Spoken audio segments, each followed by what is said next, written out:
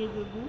Mesdames et messieurs les avocates et avocats de l'Ordre des avocats de Port-au-Prince, mesdames et messieurs les représentants des autres juridictions de la République, chers juristes, professionnels de la justice et de la basoche, distingués invités, en vos rangs, titres, grades et qualités.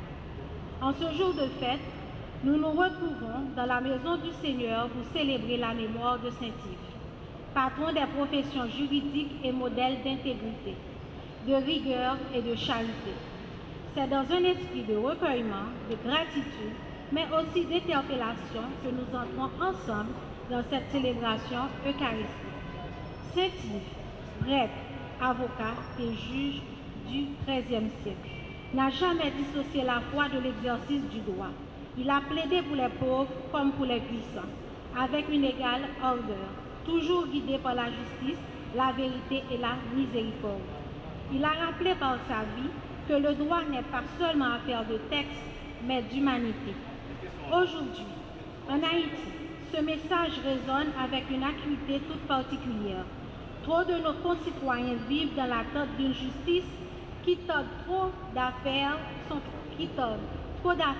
classées sans suite. Trop d'enquêtes sans lise. Trop de familles pleurent sans réponse. L'impunité gangrène le tissu social, décourage les victimes et sape la confiance du peuple.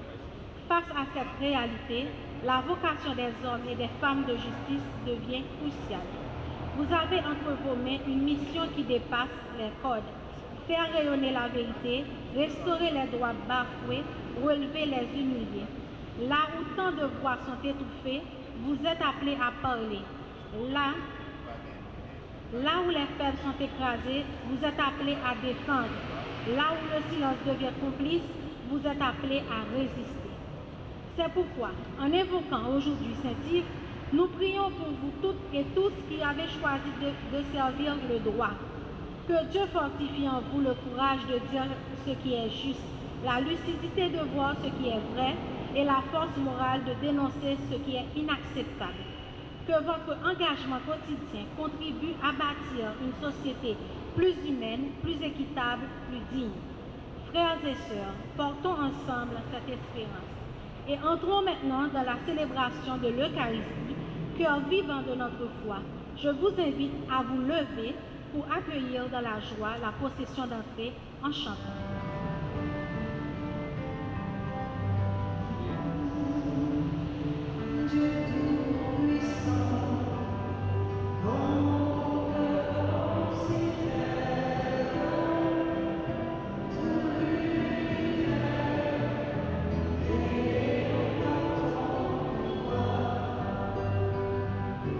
Let's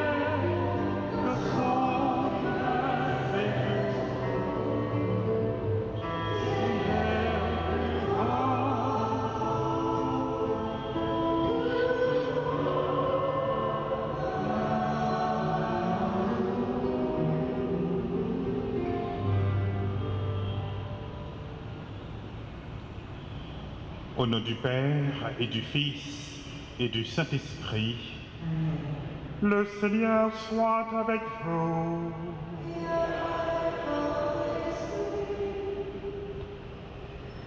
Chers bâtonniers et chers membres du barreau de Port-au-Prince, chers avocats, frères et sœurs bien-aimés, c'est avec respect et joie que je préside en ce jour la célébration eucharistique en mémoire de Saint Yves, patron des avocats, des magistrats et de tous ceux qui consacrent leur vie au service du droit et de la justice.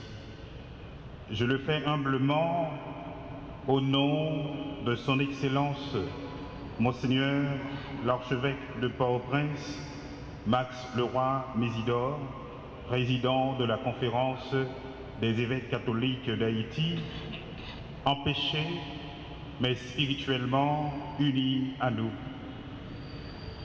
En ce temps d'épreuve pour notre pays, alors que le droit est souvent trahi, que la justice est menacée et que l'espérance vacille, nous nous tournons vers l'autel du Seigneur pour redire notre foi en la puissance du bien, en la dignité de toute personne humaine et en la lumière de l'Évangile, capable d'éclairer les consciences, même dans les ténèbres les plus épaisses. Sœurs et frères bien-aimés, entrons dans cette célébration avec un cœur disponible pour écouter la parole de Dieu et recevoir la force de l'Esprit et raviver aussi en nous le désir de servir avec droiture, courage et compassion. Préparons-nous à la célébration du mystère de l'Eucharistie en reconnaissant que nous avons péché. Je confesse à Dieu Tout-Puissant. Je reconnais devant vous, frères et sœurs, que j'ai péché en pensée, en parole, par action et par omission. Oui, j'ai vraiment péché. C'est pourquoi je supplie la bienheureuse Vierge Marie, les anges et tous les saints, et vous aussi, frères et sœurs, de prier pour moi, le Seigneur notre Dieu. Que Dieu Tout-Puissant nous fasse miséricorde, qu'il nous pardonne nos péchés et nous conduise à la vie éternelle.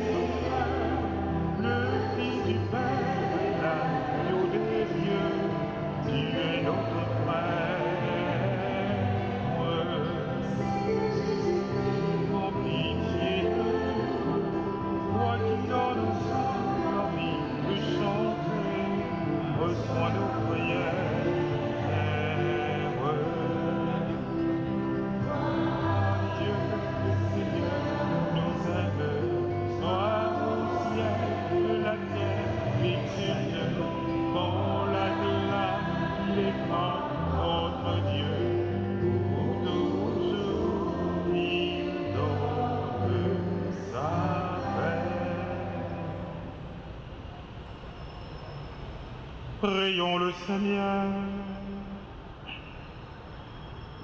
Cette Eucharistie, nous l'offrons avec et pour tous les membres du barreau de Port-au-Prince, tous leurs confrères avocats, magistrats et particulièrement au maître Dorcha d'Alencia qui célèbre son anniversaire de naissance.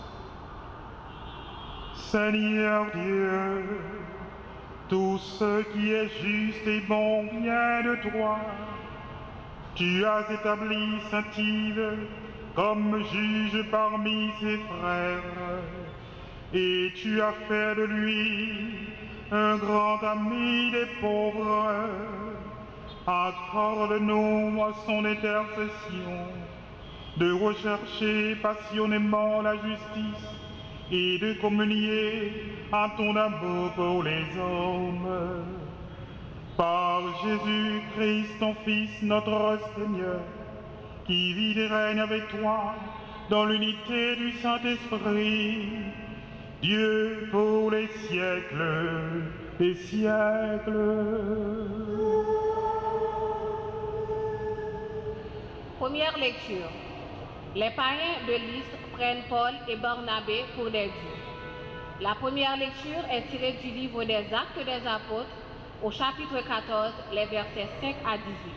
À Iconium, les païens et les juifs avec leurs chefs voulaient maltraiter Paul et Barnabé et les lapider. Lorsque ceux-ci s'en rendirent compte, ils se réfugièrent en Lycaonie, dans les villes de Lystre et de Derbé et leurs environs. Là encore, ils se mirent à annoncer la bonne nouvelle. Or, à Lystre se trouvait un homme qui ne pouvait pas se tenir sur ses pieds. Étant infirme de naissance, il n'avait jamais pu marcher. Cet homme écoutait les paroles de Paul, qui fixa les yeux sur lui.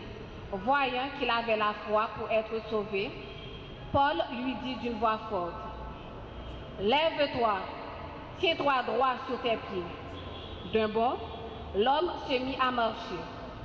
En voyant ce que Paul venait de faire, la foule s'écria en lycaonien, « Les dieux se sont fait pareil aux hommes, et ils sont descendus chez nous. » Ils prenaient Barnabé pour Zeus et Paul pour Hermès, puisque c'était lui le porte-parole.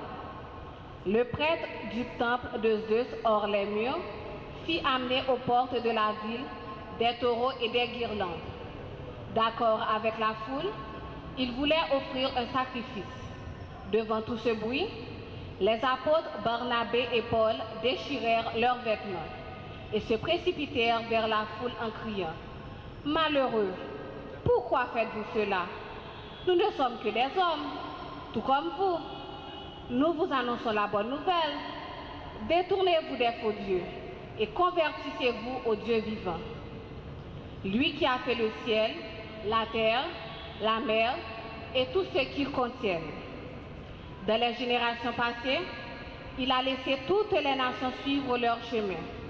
Pourtant, il n'a pas manqué de donner le témoignage de ses bienfaits, puisqu'il vous a envoyé du ciel la pluie et le temps des récoltes pour vous combler de nourriture et de bien-être. En parlant ainsi, ils réussirent, mais non sans peine, à détourner la foule de leur offrir un sacrifice. Parole du Seigneur. Chers confrères et consoeurs, ensemble proclamons le psaume. Après chaque strophe, prière de répéter, non pas à nous Seigneur, mais à toi revient toute gloire. Non pas à nous Seigneur, mais à toi revient toute gloire. Non pas pour nous Seigneur, non pas pour nous, mais pour ta propre gloire. Montre ton amour et ta vérité.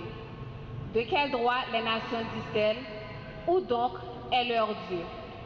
Non pas à nous, Seigneur, mais à toi revient toute gloire. Notre Dieu, il est au ciel, et tout ce qu'il veut, il le fait. Leur idole, c'est de l'or et de l'argent, des choses fabriquées par les hommes. Non pas à nous, Seigneur, mais à toi revient toute gloire. Soyez bénis par le Seigneur, qui a fait le ciel et la terre. Le ciel est le domaine du Seigneur. Aux hommes, il a donné la terre. Non pas à nous, Seigneur, mais à toi revient toute gloire. Frères et sœurs, prière de vous mettre debout pour l'acclamation à l'Évangile.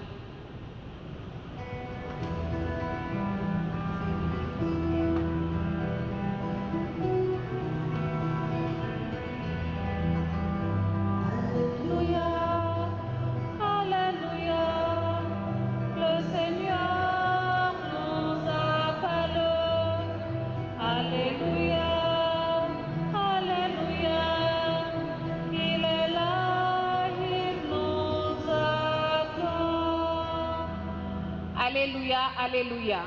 L'Esprit Saint vous enseignera tout, dit le Seigneur. Il vous rappellera toutes mes paroles. Alléluia.